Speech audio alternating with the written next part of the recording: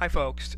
In the last lecture I briefly talked about the importance of sensory detail, sight, smell, taste, touch, sound. So in this lecture I'm going to go into a little bit more detail about that and discuss the methods for writing about observations. And I'm going to do that in the context of a storyboard that I also mentioned in that last lecture. Some of you may be familiar with what a storyboard looks like if you've ever seen a documentary of how a director um, structures a film. What you see here is an example of such a storyboard. What you see is individual scenes, and beneath them you see what the director has planned for the action that takes place in that scene. He's also got a little description of what takes place in some of the dialogue, or what's used in some of the dialogue, and specifically also mentions camera techniques. Now obviously you're not recording a movie here, but what you can do before you sit down and begin writing your paper, and I think it would be very helpful, is to maybe do a storyboard of your own. Obviously you don't need to sketch out things as elaborately as they're done here, but what you can do is you can understand for yourself what the action is in each scene, and maybe even include a little snippet of dialogue if you want as well. So what I want to do here is show you how you can take PowerPoint and create a storyboard for yourself. Again, it's nothing elaborate. It just sort of maps out, for yourself what you can do. What I have here is an example of a story from my own life. Some of it is truthful. Towards the end, though, you will see it's not at all. I sort of made it up just to give you an example of sort of what can happen when you begin the writing process. All of us have had pets in our lives, and you probably remember that very, very first one you had. And I'm guessing you probably also remember when that first pet died. And we've all experienced that, or most of us have anyway, those of us who've had pets. So what I have mapped out here is a structure of a story that I might write about my first pet, Smokey. I got him during Christmas of 1972, and at that time I was 4 years old and I was almost 5. I turned 5 in February of that year, and I remember it very, very vividly. My dad got me a drum set that year, or at least I think it was my dad's idea, because my mom got me a puppy, and it was a German Shepherd. And my guess is that my mom was really angry at my father for getting a drum set because she knew how much noise I was going to make with it, and she had to come up with a way to distract me from the drum set, and she felt that the perfect way to do that was with a new puppy, and I would say she was probably right. I named this puppy Smokey. He was a German Shepherd puppy. So in my first scene, I want to start with that initial moment when I first meet Smokey, and what I want to emphasize here is how excited I was, and I want to emphasize the positive feeling of this scene, the positive tone through the language and the description that I use. Because what's going to happen later is obviously, as you may have already guessed, going to be somewhat negative, and so what I want to do is I want to create some contrast. So scene 2, now it's the following spring, and my best friend David and I take Smokey on hikes with us in the woods. I used to live out in the country when I was a kid, and I think most of my childhood was spent out in the woods exploring, playing in creeks, looking for crawdads and salamanders, and all this kind of thing. And so my friend David and I would take Smokey on hikes with us a lot, and I can remember playing in the backyard with him a lot and rolling in the grass and doing the typical little boy kinds of things. So I can show this in scene 2. Again, this is another positive scene, and what it's going to do is emphasize the strong relationship that I have with Smokey. Now, another thing that it does, and this is extremely, extremely, extremely important, is in this scene, hopefully, it's also going to help my reader connect to Smokey. And not just Smokey, but it's going to help readers think about one of their favorite pets that they've had and maybe similar experiences they have. Because what I want to do is I want to get my reader drawn into the story and personally invested in it, and personally invested in Smokey. Because what's going to happen next in scene 3 is not so positive. So now it's the following summer. It's a hot August morning now. And every day, the first thing that I did was I would run outside to play by the old oak tree by the road with my best friend David from next door. We would do typical boy things like we would throw rocks at cars and that type of stuff. If my mom still doesn't know that, and if she did, she'd probably still beat me now. We actually had someone that we threw a rock at who actually stopped and screamed at us one time and scared us. But anyway, that's getting away from the story, and I don't want to include that. I just want to include what happened that morning when I went outside to meet David like I always did.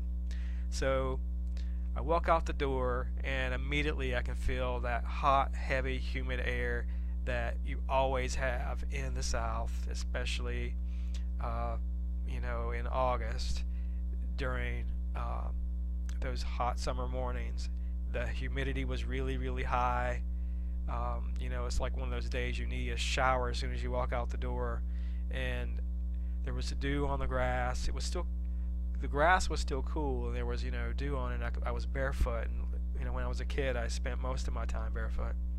And I can, as I'm walking across the grass, still remember how cool that grass was and how it felt against my feet. And I start walking towards the oak tree by the road, and when I do, immediately I get a knot in my stomach, because what I see this speck in the road. And immediately I think, maybe instinctually, but not cognitively, I know what it is. And so I walk to the road, and it's Smokey, and he's been hit by a car, and he's lying on the pavement. He doesn't look as bad as you would think, though. I mean, there's not a lot of damage to his body or anything. His tongue, I don't know if you've ever seen an animal that's died, like a dog like that, but the tongue does this unnatural thing. It just sort of flops out of the mouth. So he was laying on his side. His tongue was sort of flopped out like that, and his eyes were open, and there was blood, coming out of his mouth, and obviously he was dead. And that was the first time in my life that I'd ever seen anything like that. Most parents try to shelter their kids from experiences like this because they want us to remain, naive in our little, idyllic childhoods where everything is safe and comfortable. And obviously this is not a comfortable moment. So in the next scene, what I want to do is I want to show how I run inside to my mom. And I remember I was crying so hard that she couldn't understand what I was saying. I was trying to tell her that Smokey was in the road and that he was dead. And eventually she got what I was saying, and then she started to cry herself. Not as hard as I was, but she started to cry.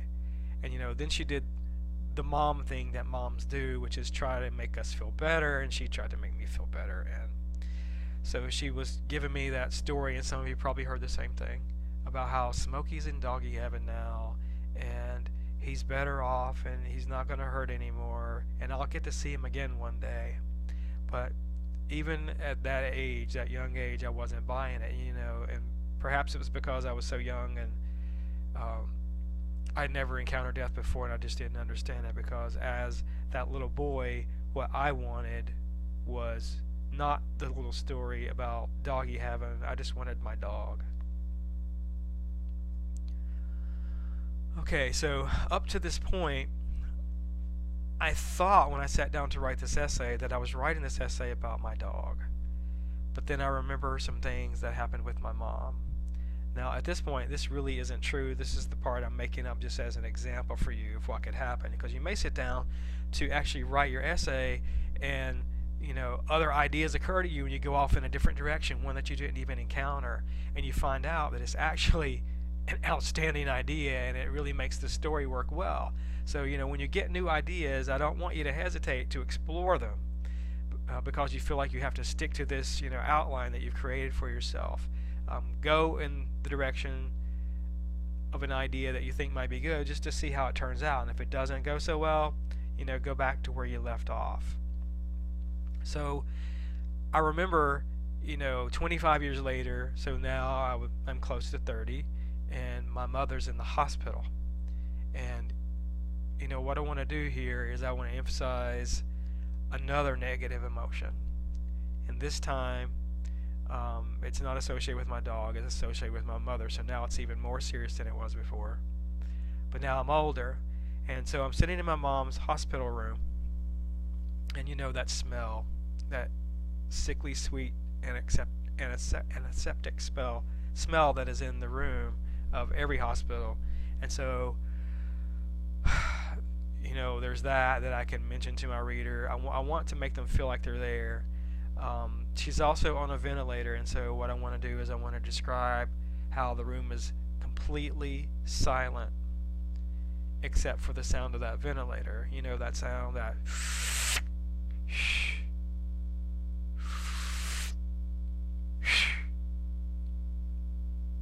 and while I'm sitting there, I also notice that there's a dead plant on the table, and it's one that I brought her when she first came into the hospital, 2 months prior to this. And then I remember, she's been so sick and we've been so worried about her that, no one remembered to water the plant. So, in the next scene, perhaps it's later that same day, or perhaps it's, 2 weeks later. It's not really important right now for me to mention that, but in my story I would have to let my reader know in time how much time had passed since my previous scene. It could be an hour later, it could be 2 hours later, whatever. You just have to let the reader know what that is. And so I struggle to understand about what's happening with my mother, and then I remember all these things that happened with Smokey and what she told me when I was 5.